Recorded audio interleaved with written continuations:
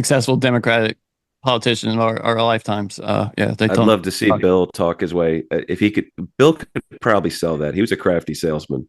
He could probably find a way. I love trans people. I mean, they're great. They make wonderful. They're never going to have a baby. I never have to worry about a child out of wedlock with them because they're not real. Or are they? Or are they? They can keep a secret too. They never snitch.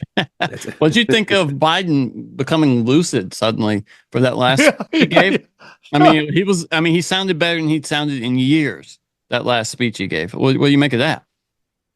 Oh, I gotta watch it now. Yeah, no, go check I haven't. Out. I mean, it's shockingly lucid where he's welcoming Trump and saying it's a time of peaceful transition, saying all the right things, and he was. He had one great quote. I think I did see this. He had one great quote that I liked. What was it? It was I think the quote was, he goes, "You can't only love your country when you win." And I sat there, I was like, "That's a great quote, man. Thank you." I don't want to hate the guy. He made me hate him. That was the problem. Like I was Biden. Yeah. Joe Biden was deplorable. He shouldn't have ran. Like, dude, nobody wanted him. It was just like they needed somebody in there that they could manipulate to get the Ukraine stuff going.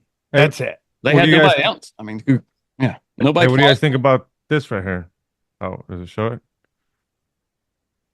Should Joe Biden resign and let Kamala Harris serve as the 47th president of the U.S.? Yeah, I've seen that and putting her on the Supreme Court. I've also just to take the 47th. So what that makes him the 48th? That's what people are forgetting. He doesn't. Yeah, he doesn't like her. He didn't want her as vice president. They made him take her. Isn't that a great FU though? President. Where he's like, "You deal with him. You assist his transition team." Yeah, I mean they don't like her. She doesn't like him. That was the plot from Veep though. Yeah, it was, wasn't it? That was a plot point. Snippet of Biden. Yeah, it's good to see you all. Particularly good to see my granddaughter sitting in the front row here. Hi, Finn. How are you, honey? For over 200 years, America has carried on the greatest experiment in self-government in the history of the world. And that's not hyperbole. That's a fact.